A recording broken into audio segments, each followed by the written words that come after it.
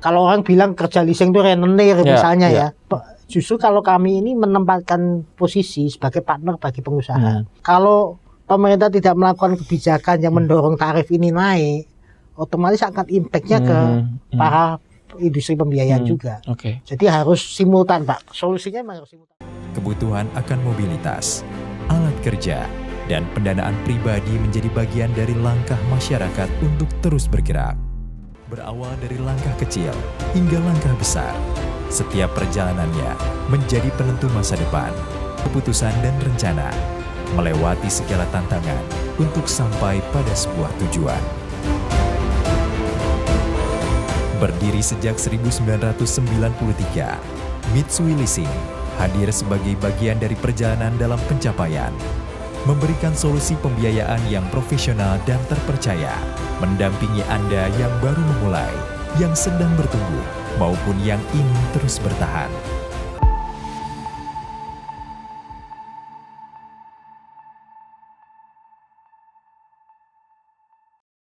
Sekarang saya bersama dengan Bapak Anugrah Kembar Giri Suryo, Fleet Account Department Head dari Mitsui Leasing. Terima kasih Pak Aan sudah berkenan menerima Transgo di kantor dari Mitsui Leasing. Terima kasih banyak Pak Abdul sudah berkenan hadir di kantor kami. Semoga kami bisa memberikan penjelasan terkait hal-hal yang terkait dengan tracking. Pak, menarik terkait profil dari Mitsui Leasing ini, mungkin jelasnya secara historis seperti apa Pak dari PT Mitsui Leasing Capital Indonesia Pak ya? Jadi Mitsui Leasing Capital Indonesia ini sebuah perusahaan leasing. Kami berdiri dari tahun 1993. Tepatnya 12 Januari 1993, jadi kurang lebih sudah 32 tahun. Secara kepemilikan perusahaan kami ini dimiliki oleh JAML Mitsui dari Jepang. Jadi statusnya kami sebagai sebuah perusahaan leasing, sahamnya 100% dari perusahaan di Jepang. Dan Mitsui sendiri secara global adalah salah satu perusahaan konglomerasi dari Jepang yang mungkin salah satu yang terbesar di Jepang sana. Dan saat ini kami membiayai beberapa segmen industri Pak, dari segmen korporasi, kemudian fleet sampai dengan retail. Dari sekian segmen tersebut, kami saat ini mewakili dari divisi fleet membiayai untuk tracking, khususnya logistik. Lebih seperti itu. Jadi dari 3 dekade Pak ya, di Indonesia tentu kan ada milestone yang pernah dicapai. Sampai hari ini Pak, secara milestone-nya seperti apa Pak untuk Mitsui Leasing? Jadi kalau di awal berdiri dulu, memang kami ini dikenal sebagai salah satu perusahaan pembiayaan yang membiayai kendaraan premium Pak. Kendaraan premium. Namun seiring dengan berjalannya waktu, segmen yang tadinya hanya kendaraan premium diperluas. Kami masuk ke sektor pembiayaan mobil passenger, kemudian ke tracking, kemudian juga masuk ke pembiayaan alat berat. Dan saat ini salah satu produk kami, pembiayaan tracking ini rasanya sudah cukup dikenal di market. Jadi kami concern sekali terhadap pembiayaan truk, khususnya di industri yang terkait dengan tracking, baik itu logistik, HTI maupun konstruksi. Khusus untuk tracking yang dibidangi dari Pak Aan sendiri untuk sepanjang 2025 ini seperti apa Pak untuk review pembiayaannya Pak? Terus terang aja industri pembiayaan tahun 2025 ini cukup challenging Pak ya. Kenapa challenging? Karena satu, dari sisi market sendiri terjadi istilahnya kalau kita bilang perubahan yang besar ya. Jadi dari sisi marketnya sendiri mengalami penurunan volume karena faktor-faktor perang dagang Amerika contohnya itu mempengaruhi sekali. Kemudian dari daya beli masyarakat sendiri juga menurun, sehingga efeknya itu kemana-mana Pak. Dengan perang dagang Amerika daya beli menurun, otomatis konsumsi masyarakat itu menurun. Dengan konsumsi masyarakat menurun, efeknya terhadap biaya transportasi logistik itu juga menurun. Dan efeknya juga kepada tracking sendiri. Nah, itu menurun. Cuman kalau dibandingkan dengan tahun sebelumnya sudah mulai membaik Pak. Karena sebelumnya kita ada COVID. COVID itu tekanan cukup berat kepada industri pembiayaan. Kemudian tahun 2024 kemarin kita menghadapi tahun politik Pak ya. Betul. Jadi cukup challenging juga untuk industri pembiayaan. Dan tahun 2025 ini sudah mulai membaik. Harapan kami dengan stimulus pemerintah, baik dengan stimulus dari Menteri Keuangan, kemudian juga dari OJK dan Bank Indonesia, tahun depan akan menjadi lebih positif lagi. Kami optimis Pak, tahun depan akan lebih baik. Oke, tapi untuk di segmen tracking yang dibidangi Pak An ini, secara portofolio kontribusinya terhadap perusahaan seberapa besar Pak? Kalau kami bicara, karena kami ini ada 3 segmen Pak di Mitsui, ada corporate, ada fleet dan retail. Divisi kami itu termasuk divisi yang relatif baru Pak. Sebelumnya divisi yang ada di Mitsui ini baru corporate dan retail. Kami baru berdiri itu baru 2 tahun Pak. Dan jadi selama 2 tahun ini kami terus terang masih dalam proses pertumbuhan. Kalau bicara secara portofolio total dari Mitsui, kami masih termasuk yang paling bungsu. Masih baru masih ya bungsu. Pak. Tetapi growth-nya cukup menjanjikan. Dari sisi pertumbuhan volume, manajemen kami memberikan apresiasi yang cukup positif terhadap divisi kami. Kurang lebih seperti itu. Berarti produk utama pembiayaan yang tadi Pak, yang retail, komersial dan corporate. Dan masing-masing itu bisa bedakan secara detail Pak? Kalau untuk corporate itu adalah customer yang sifatnya korporasi besar Pak. Jadi kalau kami membagi segmentasi customer itu berdasarkan dari sales volume, transaksi, keuangan selama 1 tahun itu salesnya berapa. Kalau untuk corporate itu di atas 1 triliun. Kalau kami 1 triliun itu secara apa Pak? Penjualan, omset perusahaan ya. Omset perusahaan selama 1 tahun itu 1 triliun ke atas itu corporate. Kemudian kalau kami itu antara di atas 100 sampai 1 triliun, di bawah 100 miliar itu di segmen teman-teman retail. Lebih seperti itu pembagiannya. Jadi dengan segmentasi tersebut masing-masing fokus ke segmen yang sudah dibagi oleh manajemen Pak.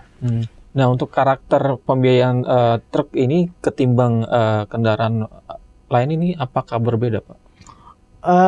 Tracking itu kan basicnya adalah kendaraan yang digunakan untuk usaha Pak, bukan untuk konsumsi. Jadi otomatis pemilihan produknya, kemudian istilahnya engagement dari customernya itu sendiri itu beda dengan passenger Pak.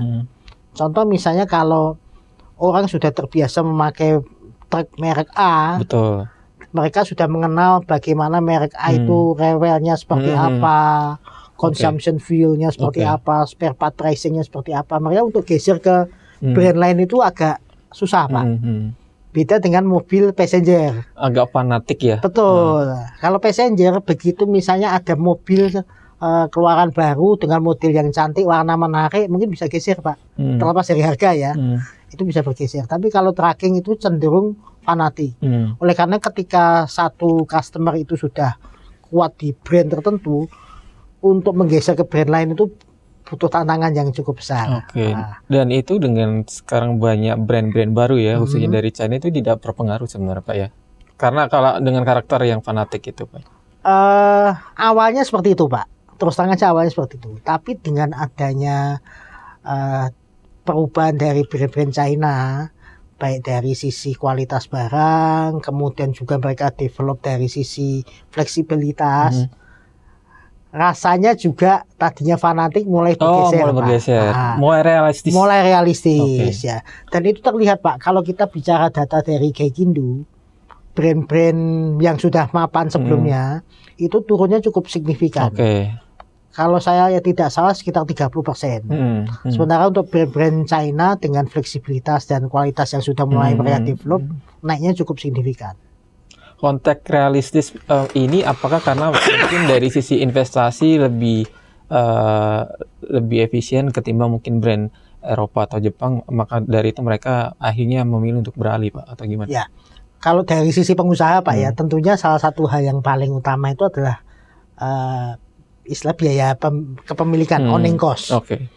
Ketika mereka berinvestasi brand A dengan taruhlah owning cost-nya butuh harga lebih mahal, kemudian DP lebih tinggi, kemudian ada dari brand lain dengan harga yang lebih kompetitif, fleksibel, DP mungkin lebih rendah, Nah, tentunya itu menjadi salah satu alternatif bagi Oke. para pelaku usaha, Pak. Oke, di luar dari karakter konsumen yang tadi disampaikan Pak Aan sendiri, apakah ada tantangan terbesar Pak untuk industri pembiayaan truk di Indonesia ini?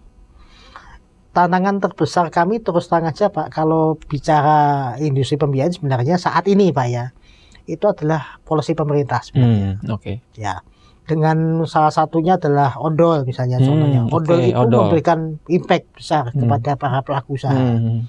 Ketika para pelaku usaha itu terkena impact dari kebijakan odol tadi, otomatis kemampuan bayar mereka tentunya akan terpengaruh. Mereka mulai berhitung ya Pak? Berhitung ya.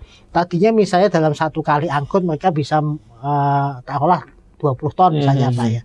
Dengan odol mereka berkurang menjadi 15 ton. Itu 5 ton potensi income tadi hilang.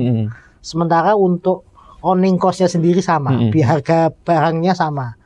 Otomatis mereka akan mengalami kenaikan beban. Sementara di sisi lain nilai rentalnya sendiri itu nggak naik Pak selama sekian tahun. Tarifnya nggak naik. Tarifnya tidak naik. Ya ini tentu juga challenge buat teman-teman pelaku usaha dan juga ke kami juga sebagai berimbas kemana-mana. Kemana-mana betul. Itu salah satu contoh yang menjadi tantangan saat ini. Di sisi lain selain odol juga infrastruktur jalan di Indonesia masih mayoritas masih kurang bagus Pak. Nah, itu impact-nya kenaikan di biaya maintenance. Ketika biaya maintenance naik, otomatis secara kemampuan customer untuk menghasilkan mengenerate profit itu akan menurun, Pak. Nah, itu akan impact-nya juga ke daya mereka untuk mengembalikan angsuran itu menurun. Oke, menarik Pak yang disampaikan tadi Pak An soal infrastruktur. Kita ketahui kan 10 tahun terakhir kan sangat masif Pak pembangunan jalan, arteri maupun tol ya. Apakah itu secara tidak langsung memicu untuk pertumbuhan armada atau pembiayaan truk ini? Tidak dipungkiri Pak, dengan pembangunan infrastruktur pasti meningkatkan istilahnya konsumsi ya, konsumsi masyarakat. Dari tadinya orang mau beli barang itu susah, kemudian menjadi mudah. Contohnya e-commerce Pak. E-commerce tumbuh luar biasa sekarang ini. Salah satu faktor yang mendorong e-commerce tumbuh saya rasa infrastruktur yang mendukung Pak. Cuman rasanya tidak cukup Pak dengan hanya jalan tol saja, karena banyak faktor lain sebenarnya. Jalan tol hanya salah satu faktor yang bisa mendorong tadi pertumbuhan tadi, tapi banyak hal lain yang rasanya perlu kita cermati bareng-bareng ini. Oke. Kembali soal odol itu kan sekarang posisinya masih wait and see Pak ya, masih belum benar-benar diterapkan. Artinya dari pengusaha tracking sendiri atau perusahaan leasing sendiri posisinya apakah juga sama Pak? Masih meraba-raba ini. Ini tentunya seperti satu keping mata uang Pak ya, dua sisi ya. Kalau dari sisi kami sebagai perusahaan pembiayaan, sebenarnya kami sendiri mendukung Pak kebijakan pemerintah Pak. Karena apa? Dengan odol itu otomatis produk yang seharusnya kapasitasnya memang segitu tidak dipaksa berlebih. Oke, ada potensi lebih ya. Betul. Untuk pengadaan. Kalau kita tarik sisi positifnya Pak ya. Tapi di sisi negatifnya kita nggak bisa mengabaikan Pak. Para pengusaha ini kan tarifnya juga tertekan terus. Iya. Kalau pemerintah tidak melakukan kebijakan yang mendorong tarif ini naik, otomatis akan impact-nya ke para industri pembiayaan juga. Jadi harus simultan Pak. Solusinya memang harus simultan. Odol diterapkan, mungkin pemerintah memberikan stimulus tertentu, tapi di sisi lain juga tarif juga harus di-adjust lagi, harus disesuaikan agar ini bisa berjalan. Kalau enggak akan terjadi ketimpangan Pak.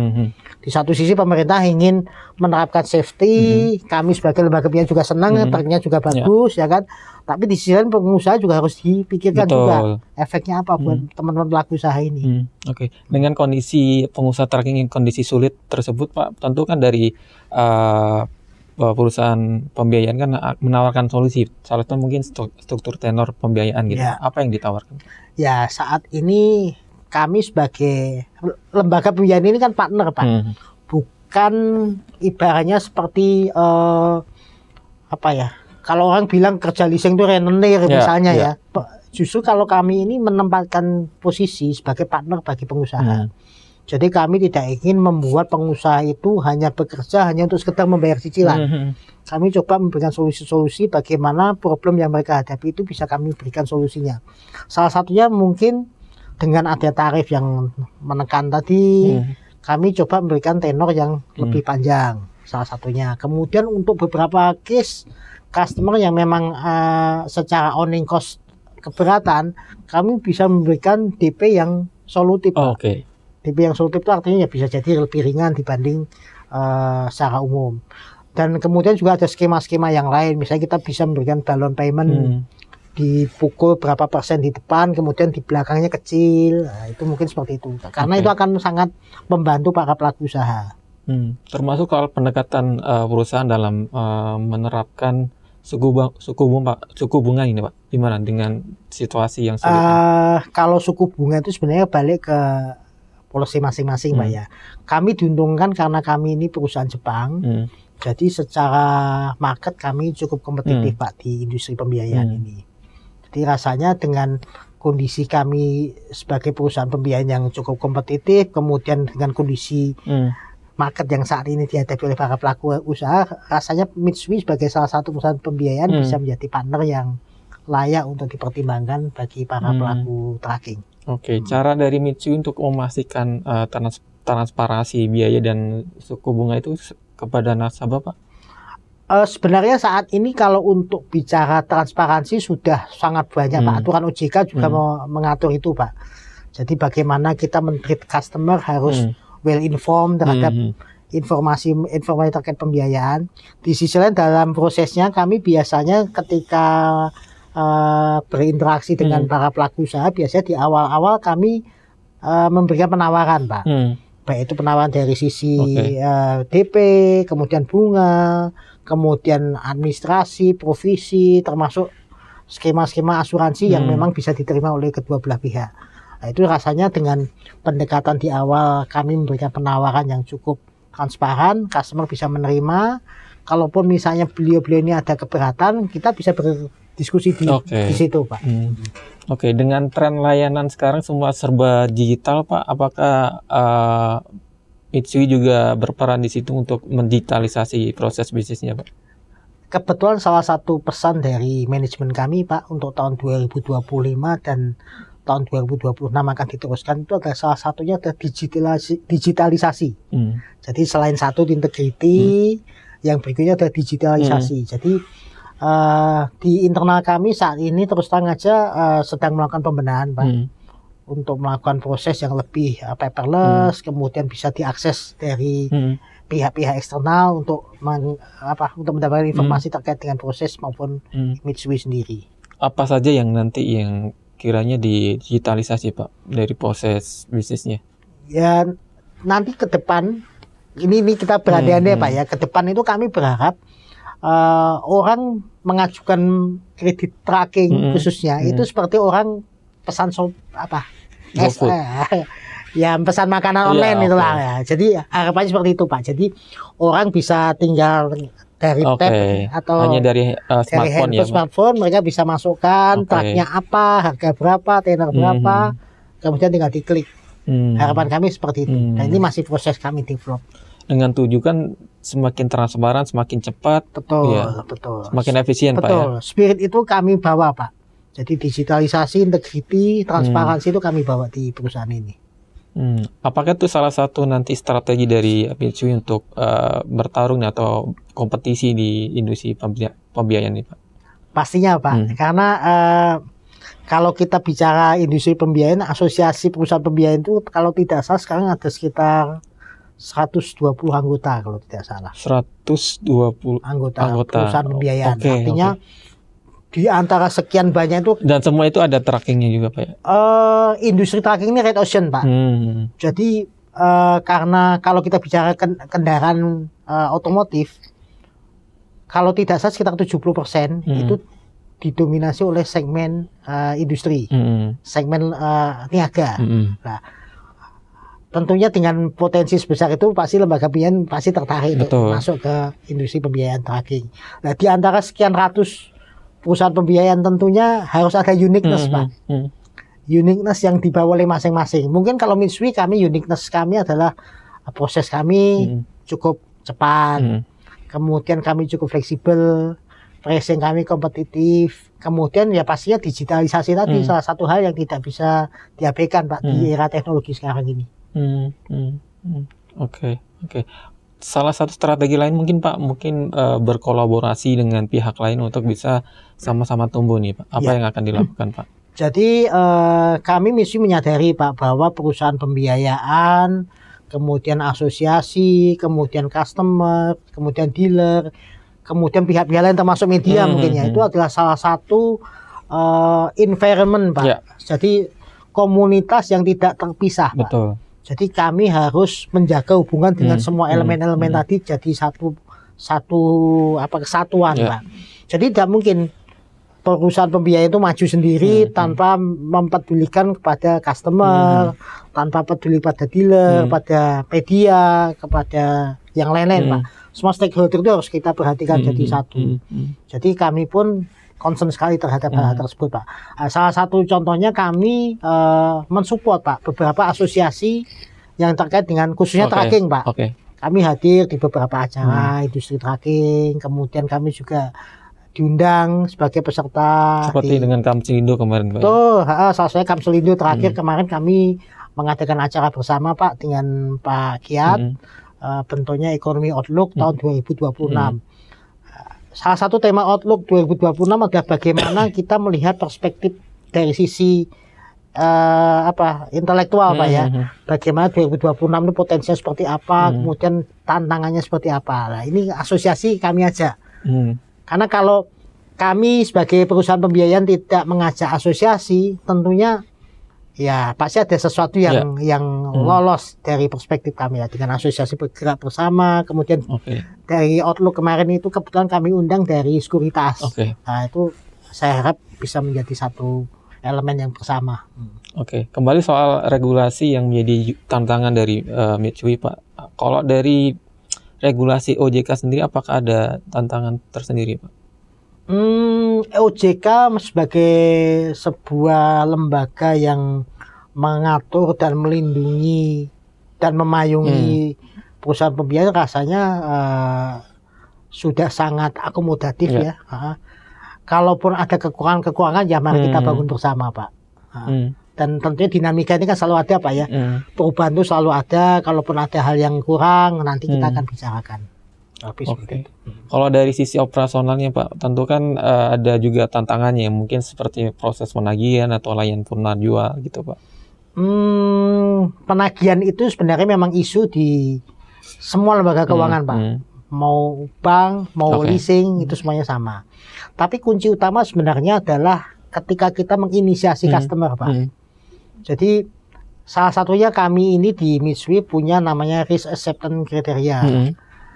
Itu di situ kami memetakan dari awal customer mana yang memang layak. Sudah di profiling ya. Sudah di profiling, kami sudah filter. Jadi ketika sudah masuk, rasanya sudah terkurasi dengan sangat dalam sekali, sehingga ketika ada terjadi sesuatu, ya rasanya juga akan sangat minimal impactnya.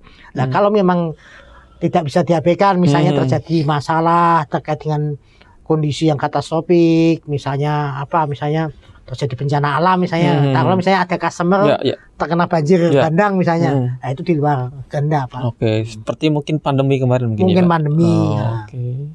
Lebih seperti itu. Kalau dari sisi after sales-nya Pak, untuk mungkin membuat customer tetap loyal atau mungkin secara penagihan lebih lancar atau ada treatment khusus? Kebetulan kalau kami sendiri kan divisi fleet Pak ya, jadi pendekatan kami itu lebih ke bisnis to bisnis, bukan istilahnya mutar ke belakang lewat rekanan yang lain. Jadi kami dengan customer itu cukup dekat. Jadi tim kami kebetulan selalu secara periodik mengunjungi customer, berdiskusi terkait perkembangan bisnis, kemudian ada kendala-kendala apa saja. Dari situ kami akan mendapatkan input kira-kira apa yang mesti kami kembangkan untuk customer tersebut. Per hari ini sendiri dari Mitsui untuk jumlah kantor cabang dan jaringannya di seluruh Indonesia seperti apa Pak? Di Indonesia kami saat ini ada 13 kantor cabang Pak. Dari Medan yang paling barat, kemudian paling timur itu di Balikpapan. Oke. dan di Denpasar juga ada. Oke. Denpasar. Oke. Jadi total ada 13 cabang saat ini. Hmm. Tapi cabang-cabang ini masih statusnya teman-teman retail. Oke. Nah, kalau untuk fleet kebetulan kami pun di head office Pak, di kami. Tapi kami melayani customer seluruh Indonesia Pak, dari Aceh sampai Papua kami support. Oke. Tiap cabang itu kan punya karakter atau kue yang berbeda Pak ya, secara industri dan mungkin tracking. Mungkin Jawa dengan Sumatera berbeda atau dengan Kalimantan berbeda dengan. Apakah tracking itu masih dominan di Jawa Pak? Kalau kita bicara truck on the road khususnya logistik Pak, Jawa masih dominan Pak. Karena kalau kita lihat pemain tracking pun mayoritas masih di Pulau Jawa. Bahkan untuk yang melayani tracking di Sumatera atau Kalimantan pun banyak pemain dari Jawa Pak. Oke. Jadi ya fenomenanya memang seperti itu Pak. Indonesia ini sudah berapa tahun ini kita merdeka? 70 sekian 70 tahun ya. Iya. Tapi ekonomi masih 70% di Pulau Jawa. Pak. Jadi suka tidak suka pelaku usaha pasti juga masih di Pulau Jawa. Tapi memang untuk segmen-segmen kalau kita bicara potensi-potensi daerah memang beda-beda. Misalnya kalau di Kalimantan masih sektor pertambangan dominan. Kalau di Sumatera sektor perkebunan, HTI masih dominan. Kalau logistik mayoritas masih Pulau Jawa, Pak. Oke. Terakhir mungkin Pak Aan, apa yang ingin disampaikan untuk calon nasabah atau mungkin customernya yang ada promo menarik atau apapun lah Pak yang ingin disampaikan Pak. Ya terima kasih ini diberi kesempatan ini Pak. Jadi kami Mitsui perusahaan pembiayaan yang berbasis dari Jepang. Kami siap melayani Bapak dan Ibu semua bila memang berkenan untuk investasi khususnya tracking. Kami akan memberikan yang terbaik untuk Bapak Ibu, menjadikan Bapak Ibu sebagai partner kami yang seimbang, maju bersama untuk kemakmuran kita semua. Oke, terima kasih Pak Aan untuk waktunya, sukses untuk Mitsui Terima kasih Leasing, banyak Pak Abdul, semoga sukses juga untuk Bapak dan tim dari Transco. Baik.